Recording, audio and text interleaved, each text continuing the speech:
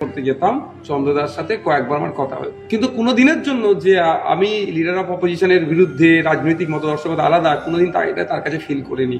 নওশাদ ভাই সম্বোধন নিয়ে আমি কথা বলে যে কেমন আছে না আছে কি করছে, যথেষ্ট সে আমাকে সেই জায়গা থেকে তাকে দেখিয়েছে। কিন্তু ওইরকম একটা ছেলে লোক আমার মনে হয় তার ব্যক্তিগত কেউ শত্রু হতে পারে না। আমি দু একবার কথা বলে তার সাথে যেটুকু দেখেছি যথেষ্ট সে সকলকে আপন করে নিতে পারে।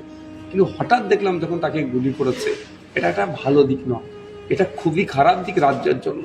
একদিকে হচ্ছে পোস্টপোল ভায়োলেন্সের কিছু জায়গায় আক্রান্ত হচ্ছে মানুষ, তারপরে পরেই কাকে খুন করা হলো, বর্তমান যিনি এখন সিএম এর দৌড়ে আছে একজন শুভেন্দু অধিকারী মহাশয়ের পিএকে, এটা একটা কারা বার্তা দিচ্ছে, কিসের বার্তা দিচ্ছে, এটা খুবই তদন্ত হওয়া দরকার।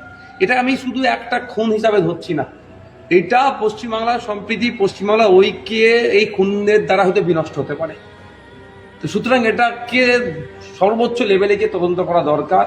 কারা খুনি, কিসের জন্য খুন করেছে, সেটা খুঁজে বার করা দরকার।